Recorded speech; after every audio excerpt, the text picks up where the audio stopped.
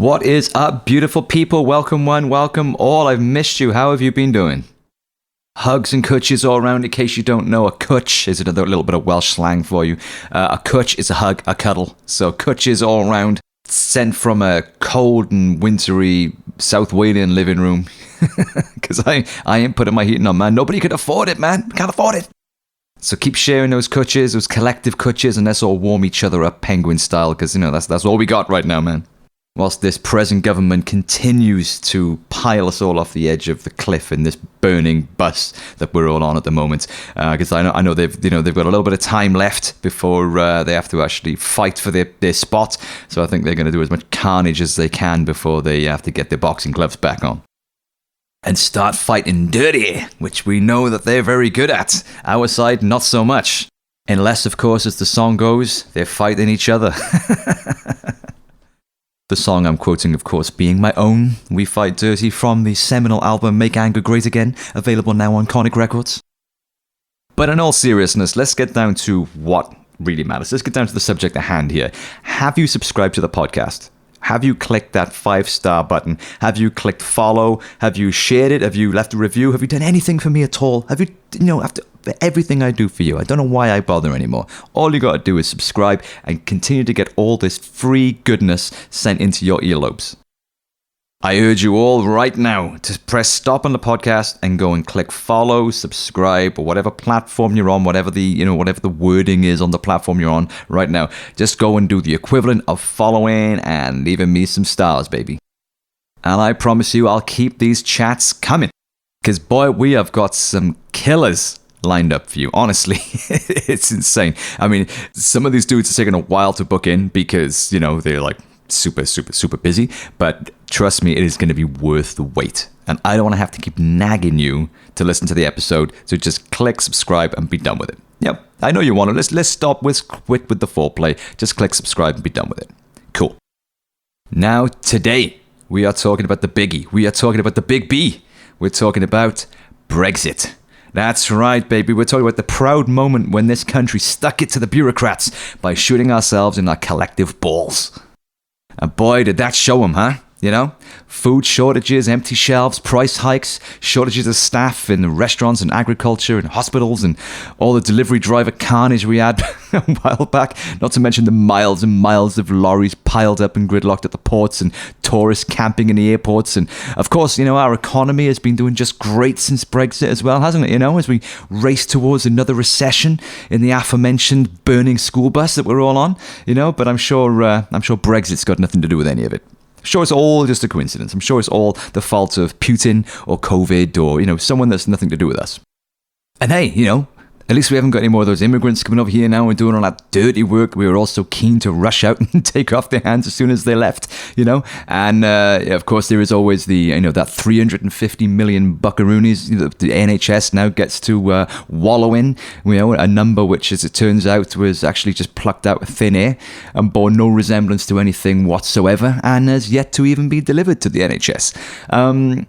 What else? My industry, I suppose, as we all know by now from previous episodes, has been hit particularly hard by this madness with bands and their crews and touring outfits unable to stay in and work in Europe for longer than 90 days at a time, which is, essentially terminal for most of those people's livelihoods. Last but not least, the real victims here, of course, are, those with second homes on the continent who can now only sunbathe in Greece, for 90 days before they have to get kicked back to the rainy Cotswolds. So our heart bleeds for all of those people. But as I said, it is just all a coincidence. It's got nothing to do with Brexit. It's just bad timing. And I'm here today to try and figure it all out with my guest. So to bring us up to date on where we're at, how the hell we got here, and what options we've got left at this point for rebuilding any kind of future harmony with Europe, we are joined today by Anna Bird.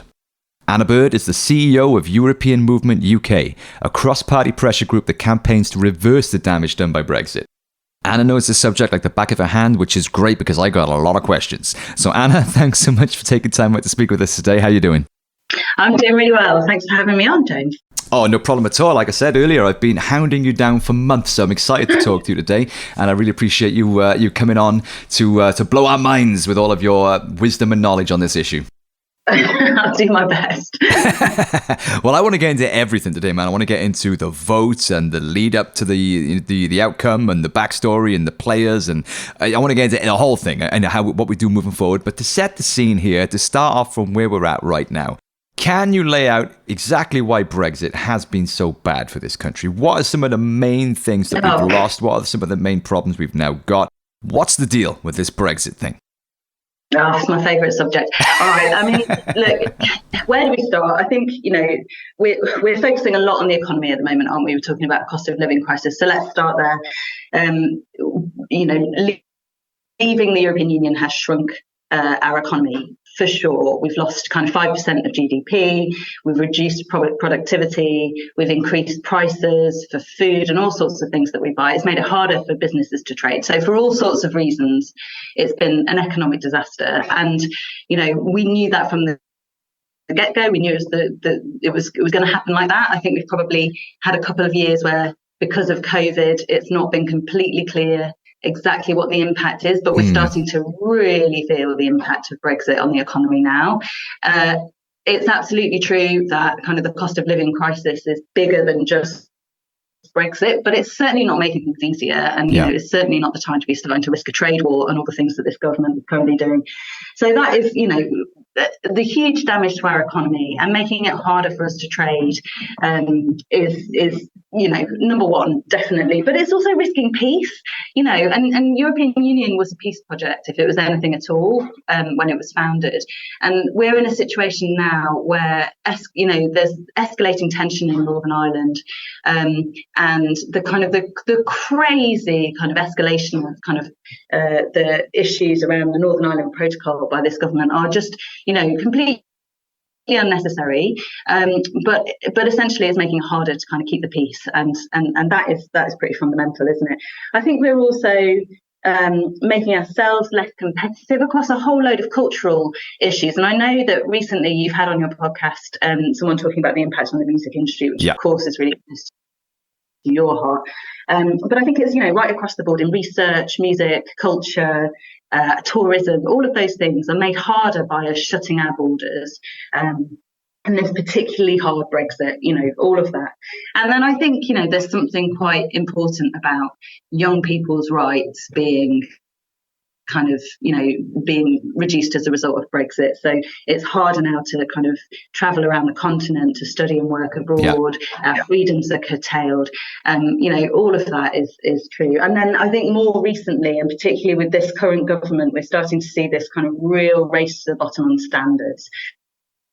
So out of the EU, we're starting to talk about how we can relax standards in relation to the environment. So, we're talking about dirty beaches, dirtier rivers. We're talking about kind of relaxing workers' rights. Well, that's pretty brutal, isn't it? Food safety. This is all the kind of, all that talk about chlorinated chicken. Well, that's coming home to roost now. So all of these things are the end result of kind of Brexit. And, I feel like if there's all of that put together, we've talked a lot of the European movement about how it feels like we're in a battle for the soul of our country. Essentially, kind of what is it that makes us special? It feels like, our direction is being changed pretty fundamentally, and it feels like we need to stand up for who we are and what we believe in, and our fundamental values are at risk here. 100%. Yeah, well, thanks for pointing out as well the musical aspect, because that is, we've done 2 specials on that particular issue, and it's absolutely insane, the 90-day rule and the need for the carnet and all of the extra bureaucracy and faff that goes in with it. I mean, it is terminal for many industries, particularly the crew members who hop from one tour to the next as their full-time job. Now they've got to do 90 days and go home again, which just means that nobody's hiring them, so it's absolute insanity that we've done this to ourselves. I just can't figure out why we're here, Exactly. I think it's missizing the risk, isn't it? Kind of what was the risk of people travelling abroad to kind of take our wonderful, musical industry and kind of share it with the rest of the continent? These are not the people we should be worrying about in terms of immigration or anything else. It just feels absolutely crazy, really, that we're sort of seeing that as a risk to our security or sovereignty. But that's where we are. So yeah. Well, it's interesting that you mentioned the security aspect, because I'm a recovering conspiracy theorist. Oh God, So okay. it doesn't take much to tickle my conspiracy taste buds, and it was always a kind of a back of mind theory of mine that if you look at the world stage, you've got the superpowers of America and China and Russia, and you've got Europe. This humongously powerful trading and military bloc in Europe, and to break that up would be of interest to the other superpowers, wouldn't it? And militarily speaking as well, I mean, we are so much more vulnerable now that we're literally like a tiny little island that has to fend for ourselves rather than being a member of this massively powerful union, So do you feel that there was some kind of external interest in this happening, or am I just tumbling down some David Icke rabbit hole? Well, I think we definitely know that Brexit was, a gift to the likes of Putin and others, Right. absolutely. And it is kind of unstabilizing. It is creating discord across Europe.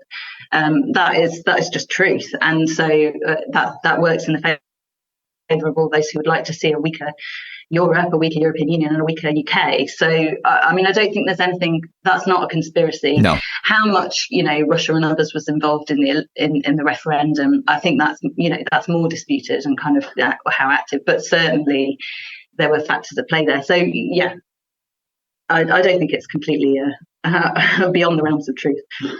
Yeah, that's interesting. Well, to steer us back out of David Icke territory, what are some examples of some of the gains and benefits that we've now completely lost as a direct result of no longer being a member of the European Union?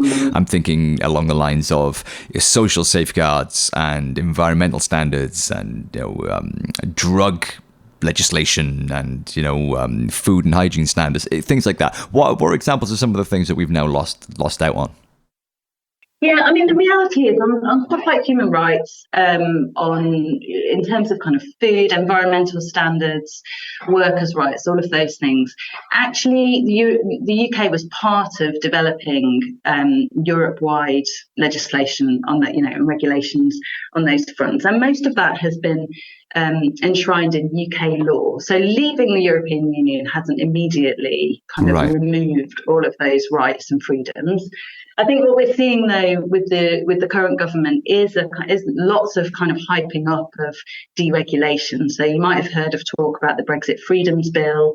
They're talking about kind of scrapping a whole load and shredding a whole load of EU regulation. That's actually kind of regulation that started out in the EU, is now kind of UK law.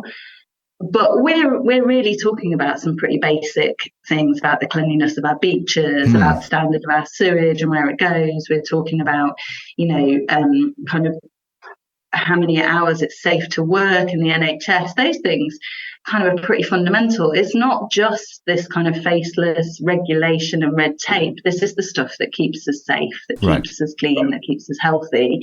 And certainly it is the intention of this government, I think, to kind of relax a lot of that regulation, to kind of race to the bottom so that we can be competitive in trading with blocks beyond the EU. And what we're doing is selling out our farmers, we're selling out our own workers in pursuit of trade, which we wouldn't have had to go after if we'd maintained trade with Europe. So it's all a bit depressing, really, isn't it, that we're willing to sacrifice that much? But there we are. Yeah, well, I mean, obviously, I was a Remainer and remain so myself. So it's difficult for me to understand the mentality of wanting to leave. I love Europe. I consider myself a European, not just for, the many benefits that you've listed, but just in my, culturally, I'm a man of the world. I love being a European and being able to travel around Europe freely and things. So I miss all of that. So it's difficult for me to understand what the mindset would have been for someone who voted to leave, given that they were mostly the people who stood to lose the most. So what are your thoughts on the Leave campaign? I know there was a lot of, shifty messaging going on about the NHS and stuff like that. A lot of foul play going on in that campaign. But what are your thoughts on how the vote went the way it did? Yeah, I mean, I think there was a huge amount of misinformation and lies that were kind of peddled during the campaign. I mean, I think that the Leave campaign pounced on people's fears and kind of particularly concerns about immigration, kind of the changing nature of communities across the UK, but also just a sense that people were not being listened to and were out of control of their lives. And I think that was, that was a kind of set of feelings that were really usefully exploited. And I think there's a lot that the Remain campaign can learn about really understanding kind of where people are at and what matters to people. I don't think that the public was properly listened to by the Remain campaign. Actually, I think there was a lot of hard-headed talk about this is madness for our economy, but actually this is about real people's lives. And I don't think the Remain campaign did anywhere near enough to kind of connect with people and talk to people about what really mattered to them, and how our relationship beyond the UK could kind of gave them kind of benefits they may not have been aware of, but are really important. So I think there's quite a lot to learn, and we need to learn it now, because we, as I said, we're kind of we're in this battle to reclaim our country's direction and to kind of reverse the calamity of Brexit, and we need to know how to sort of shift back towards a much more positive relationship with Europe and our neighbours. Well, it's frustrating, isn't it? Because that's the age-old tactic. I mean, fear is so much easier to sell than abstract concepts such as, an impending climate crisis and things like that. I mean, people are concerned about their jobs and their families and immigration and things like that. So as long as you peddle that line, even if it's a complete fabrication, you stand to have more success than somebody with a complicated, nuanced argument with the pros and the cons. And I think Jeremy Corbyn was guilty of being caught up in that, because he couldn't give a direct answer whether he was for it or against it, because there are grey areas in politics and in life generally. Things aren't that simple. But I think the Conservatives certainly they're very successful at doing this, is that they play these absolutist populist lines of fear and jobs, and they keep it simply within that area, and I think they have a lot more success because of that, because it is more difficult to actually explain the other side in a way that isn't pandering to primal instincts. Yeah, I think that's right, but I also think that what we're experiencing now is a cost of living crisis that is hurting everyone. The kind of all those kind of the sort of wild stuff that's happening in Westminster now. Sure, it's Westminster bubble stuff, but it's hurting people's mortgages and pensions, and and all of that started with Brexit. You can kind of trace it right back to the lies that were peddled, the kind of decisions that were taken, the economic situation post Brexit, absolutely, but it's starting to really affect people in their pockets, and damage people's futures. So I don't think we can go on with this situation much longer. We are starting to see people speaking out, and I think people up and down the country are starting to realise that Brexit isn't just a kind of as you said, an abstract concept. It is genuinely making people poorer and making life harder, and we just can't afford to shut ourselves off anymore. We need every advantage we can get given kind of where we are. So I really hope that this is the point where the tide turns a bit. We're starting to see people sort of recognise that we can't afford to shut our borders. We can't afford to shut away from trade on our doorstep. And we need to have kind of quite pragmatic conversations about how to get us out of this cost of living crisis and improve and grow the economy. Inevitably, that has to be kind of growing our trade with the biggest trading bloc in the world, which is on our doorstep. Right. Yeah, no, I totally agree with you. I think if we had the referendum again now, today, I think it would be a complete opposite result. I think everybody is realizing that this is a complete waste of time and has been very destructive and divisive for no real reason. Certainly no benefit. It's quite to the contrary. So I'm quite confident that if we were to have a referendum again now, that we would get the opposite result.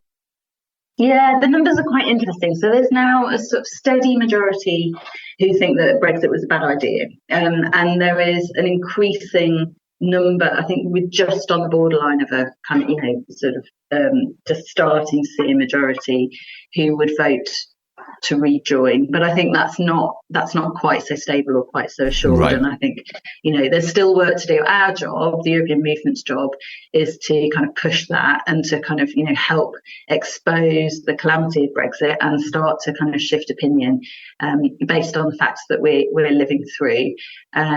Because I think until we've got a really stable majority in favour of a kind of closer relationship, whether that's joining the single market or rejoining the EU in due course, I don't think we can even think about kind of running that campaign. What is really, really sure, though, is that politicians are not going to do this for us. Politicians are way behind public opinion. Labour is quite scared to talk out. The Tory party is wound up in knots. We do see Green Party and the Lib Dems willing to be a bit more outspoken, but ultimately it's us, the movement, that's going to kind of do the work to keep the conversation alive, right, to shift public opinion. That's our job. That's what the European Movement's here to do. Well, we'll come on to more about European movement later on and what people can do to actually help and support the cause. So we'll make sure that we give a good plug towards the end there, because I'm sure we're going to get people riled up and enthusiastic to help, which is always good. But coming back to the Leave campaign, I've never really been able to put my finger on who benefits from that. Who are the forces behind that were pushing it, and why? I still can't really figure out where the benefit lies in us leaving Europe. Yeah, that's a really good question. I think that there's a sort of certain section of kind of wealthy people who would benefit from Brexit, from the economic decisions that were taken off the back of Brexit. I think there was, certainly kind of a section of the Conservative Party that has done pretty well out of it for a time, although it's very speedily unravelling now. I think that, if you look at what happened with Red Wall constituencies after Brexit and kind of, that sort of swing from Labour to the Conservatives, clearly, the Conservative Party got a big majority out of it. But, I think it's more complex than that.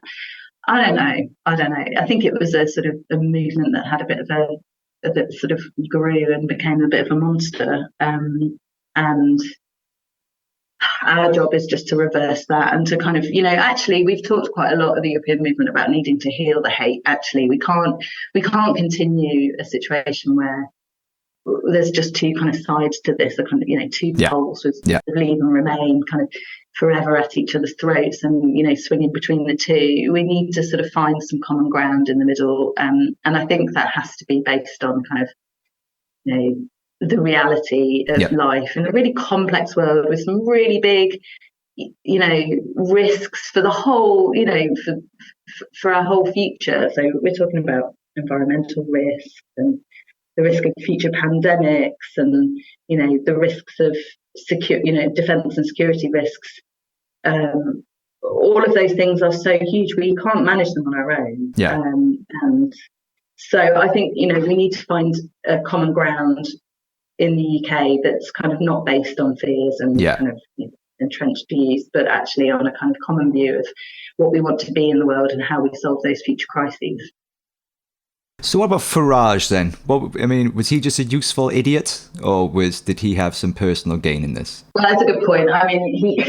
He has a big part to play, doesn't he? Yeah. Oh, I don't know. Is it about his sort of, personal fame and riches, or I don't know. He certainly had a huge influence, didn't he, during the Leave campaign, and I don't think he's gone away yet.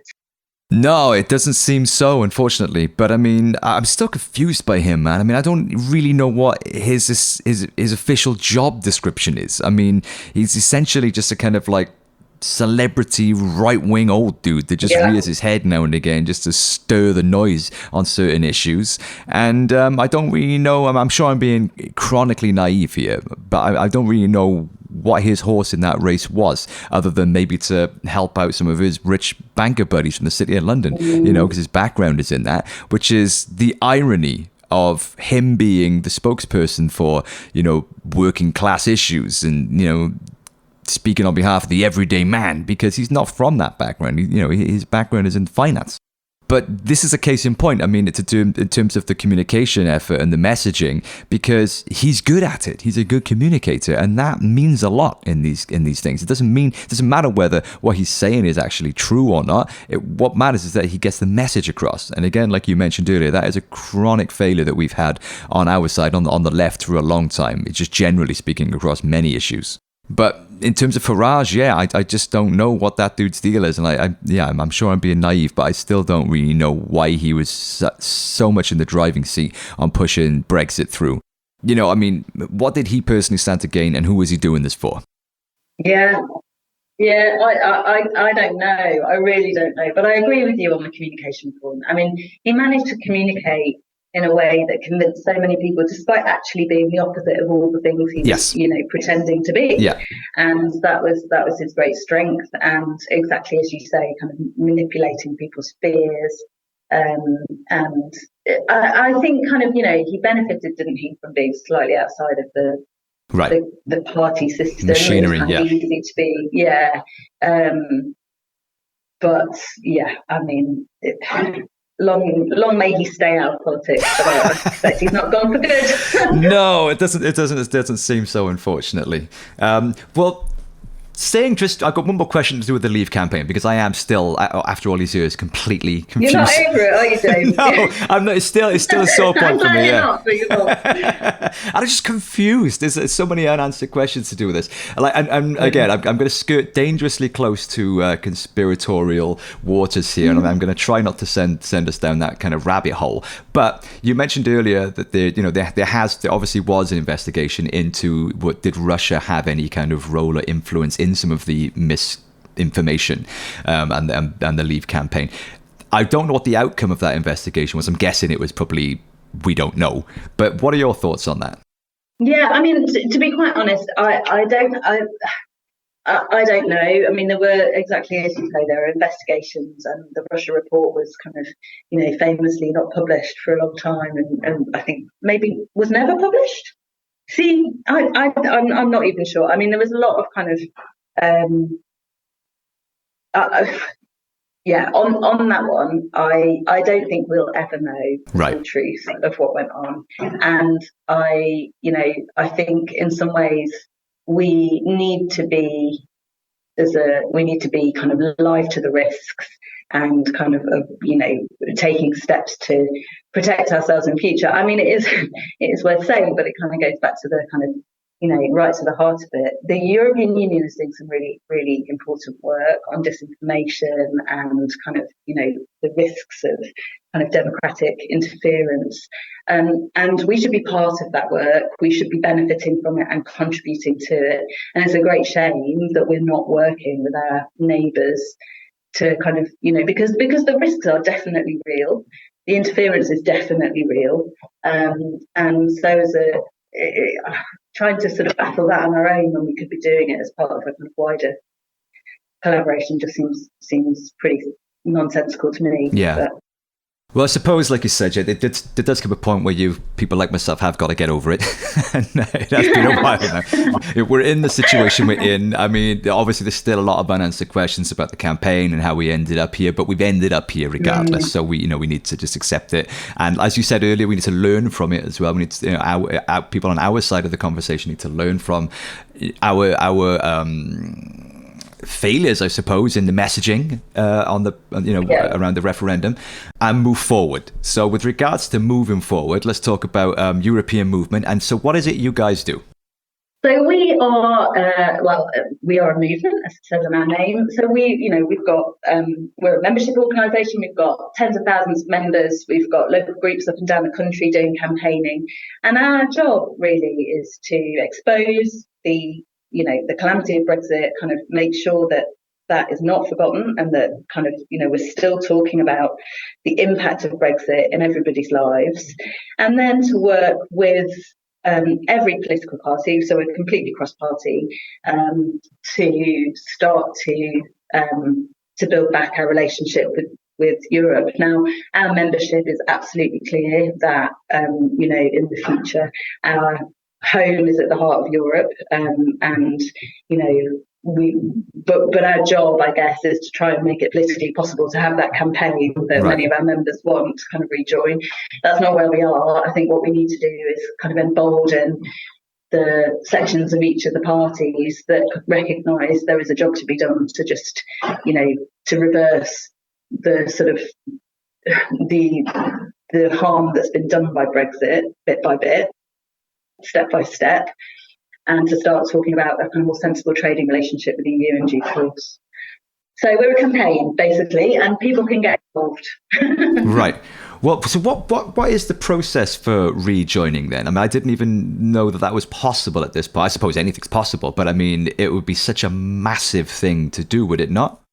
Yeah, I mean, I think, so practically the steps, we would, you know, I think that the EU wouldn't even consider taking us back unless it was very clear that there was a kind of, you know, a significant majority in favour of joining the European Union.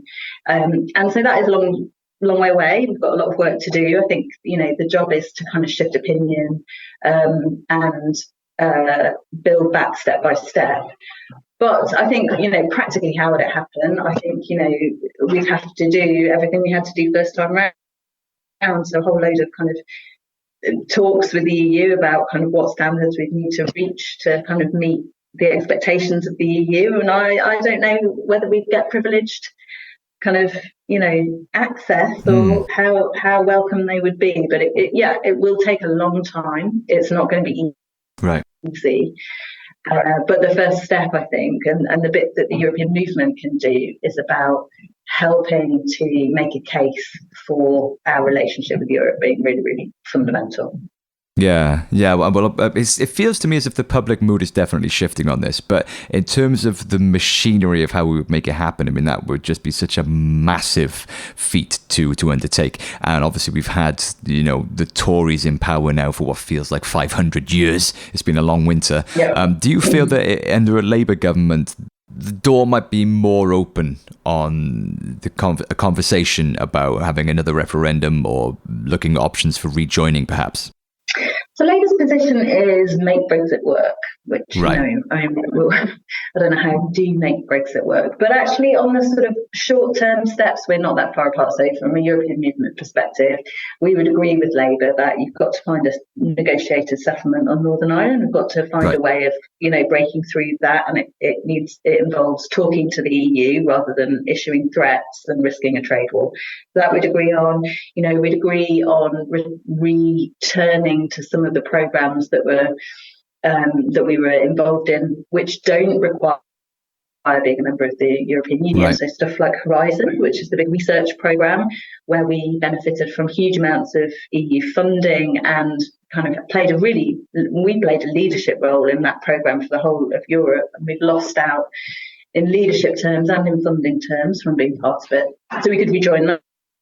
We could rejoin Erasmus, which is the, you know, studying abroad programme, which actually, by the way, benefits kind of, you know, kids in sort of in schools in kind of disadvantaged areas. Yeah. You know, it's not just kind of privileged, you know, middle class university students who benefit from that. So there's all sorts of things we could do right now that would improve the situation. We also definitely should be engaging with Europe to talk about defence and security issues in the light of Ukraine and everything else. You know, we should have a pact with the EU on security and defence, which was offered by the EU, and we just turned it down for no good reason. So those things I think we'd agree with Labour on. And then I think, you know, where I think we disagree is that, you know, that can't be the end point. That is literally just kind of tidying up what was a very messy, hard Brexit. Right. And I think the reality is, if we want to be a sort of powerful trading nation, we probably need to open up access to trading routes with Europe, and that involves a different relationship than the one we've got, a different agreement than the one Boris Johnson put together. And I think Labour is not willing to go. So, you know, I think we would like to see after the next election, Labour do all the things it's currently saying it will do, but also starting to acknowledge the trade point as well.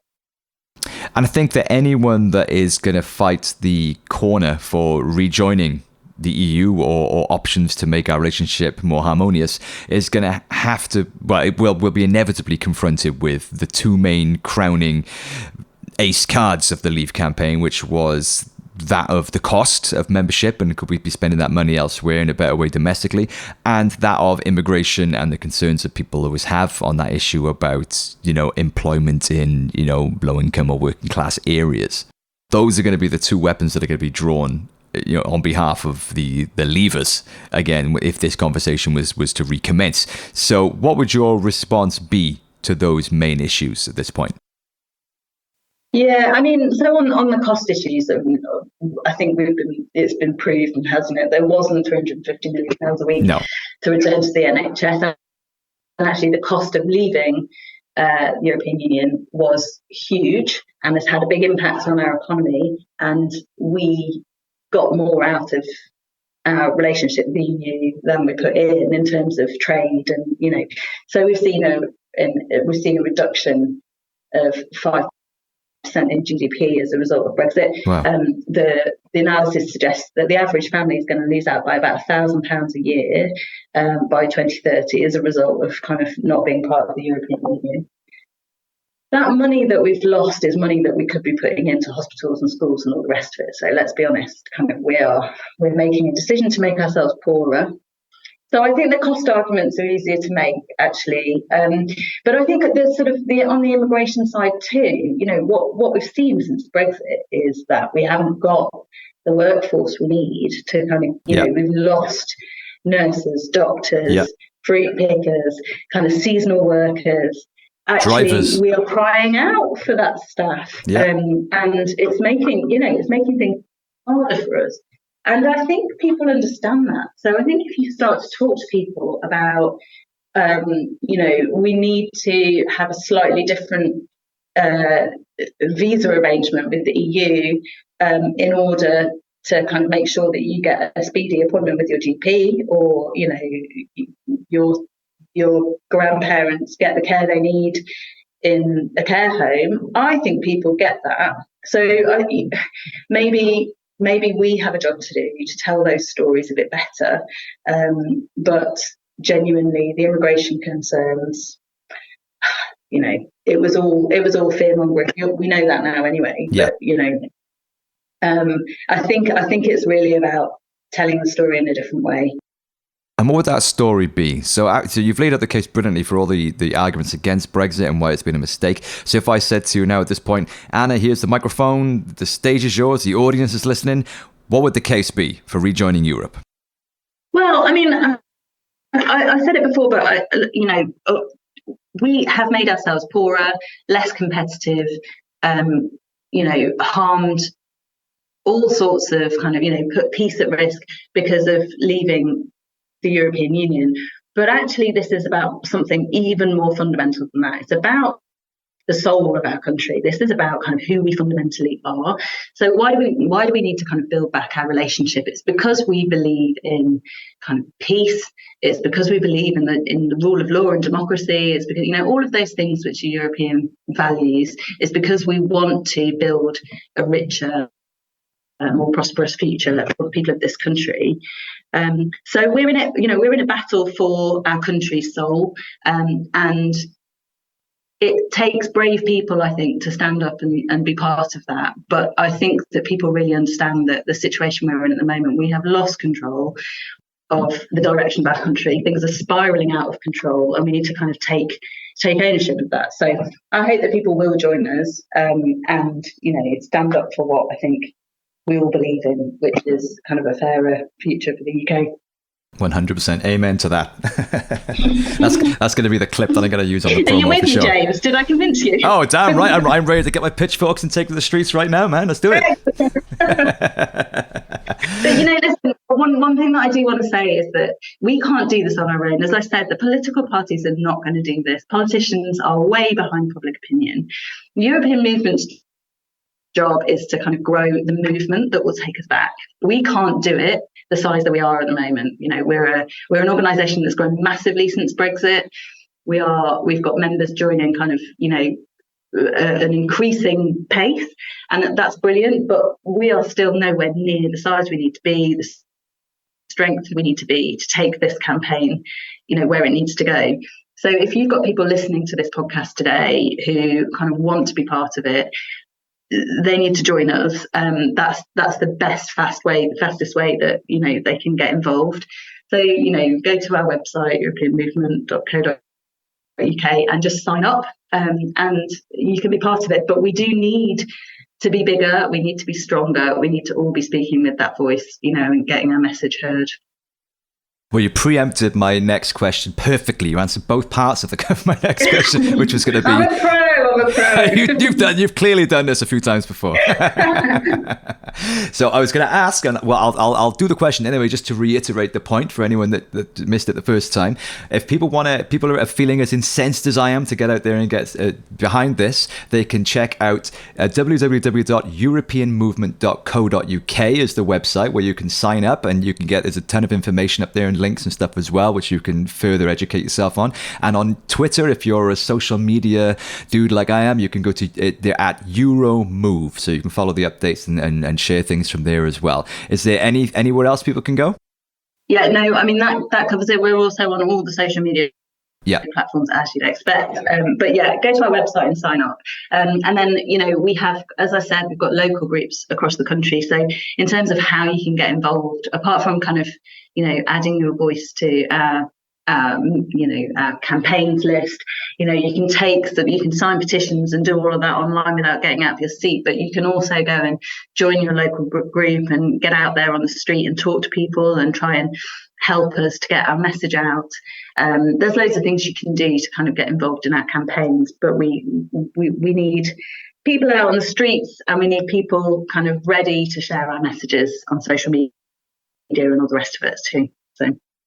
Yeah, so I suppose essentially it's about just, doing what you can to amplify a more pro-European narrative again, and, helping to try and build bridges with people on the other side of that conversation, whether it's on social media or down the pub or, around the dinner table or wherever. With the aim of just trying to normalize this conversation again. Now we've learned from our mistakes the first time around, and we have obviously the benefit of hindsight now as to the fact that the thing didn't work as well, So I suppose it's just about, popularizing the pro-European sentiment again. Is it also worth people writing to their MPs as well to get a feel for where they stand on this issue? Yeah, I mean, it definitely is.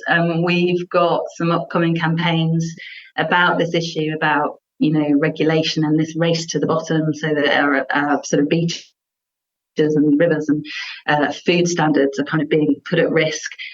So we will be asking people to write to their MP about that, of course. So there's loads of stuff that people can do. I do think one of the most powerful things people can do is just have conversations with people that, you may have kind of had different views at the point of the referendum, but a lot of water has passed under that bridge. And I think all of us kind of talking, and listening to the other's point of view, and then sort of, I think gently reminding people of some of what's happened since, and kind of, that I think is really important, and we can all do that. And we all have, the aunt and uncle who voted a different way, and it's best not to talk about it. Yeah. I think we need to be talking about it. We cannot ignore the elephant in the room. Well, as you said, a lot has changed since then, and I think anyone that was, fervently pro-leave, I think is definitely having some second thoughts now. So I suppose, it's down to us to regain some of the mistakes we may have made in the conversation the first time around. And I'm a big believer in building bridges, not forming divisions, So I mean, hey, we all make mistakes, and we did the vote, we're with it now. So let's just build that conversation back up in a kind of amicable and practical way. Definitely, absolutely. I think just being willing to have the conversation, being willing to listen, that is going to take us a long way. But don't forget to sign up. Well, we'll remind you one more time, europeanmovement.co.uk. Get on the website, sign up, and get involved. Let's do this thing. Yeah, exactly. Well, Anna, thank you so much for your time today. I really do appreciate you stopping out to speak with us. It's been a really informative and insightful chat. You preempted most of my questions, which was, saved me, a lot of paper shuffling at this end. So thank you for that. And your best wishes with the campaign, best wishes with everything coming up, and hopefully we'll see you out there soon. We're counting on you. Thanks ever so much, James. Thank you, Anna. Speak to you soon. Bye-bye. All right. Thanks then. Bye. Anna Bird, ladies and gentlemen, from European Movement UK. In and out. Done. What do you think of that? Hope you found that chat informative and interesting and, inspiring and motivating, or even better, if you're a fervent Brexiteer listening to that, I hope it made you furious with rage and now you're red in the face and kicking things angrily around your living room in anger and frustration. That would make me even happier. I joke, of course. Come on, you just heard me talk about building bridges for the past half hour. But we can still have a laugh, can't we? Anyway, I don't think I need to say anything else on the subject. I think Anna's just put a nail, case closed in that one. If you want to find out more, go and check out europeanmovement.co.uk or follow them on Twitter at Euromove and send them all the hateful messages that you normally send me. It'd be nice to have a week off. And once you're done doing that, don't forget to subscribe to the podcast, leave a rating, leave a review, good or bad, I don't mind, man, just leave one. And also, like I always say, if you listen to this on YouTube, you can leave a comment. And the whole point of doing these is to stimulate debate and a conversation around these issues. So do leave your thoughts, because I do check them out. And stay tuned for another awesome guest next week. Like I said at the start, we have got some bangers. Absolute bangers coming your way. So stay tuned. I hope you're all well. Have a great week. I'll be back next week with another guest and another topic. In the meantime, as always, take care of others, take care of yourself, stay awesome, and I'll see you soon.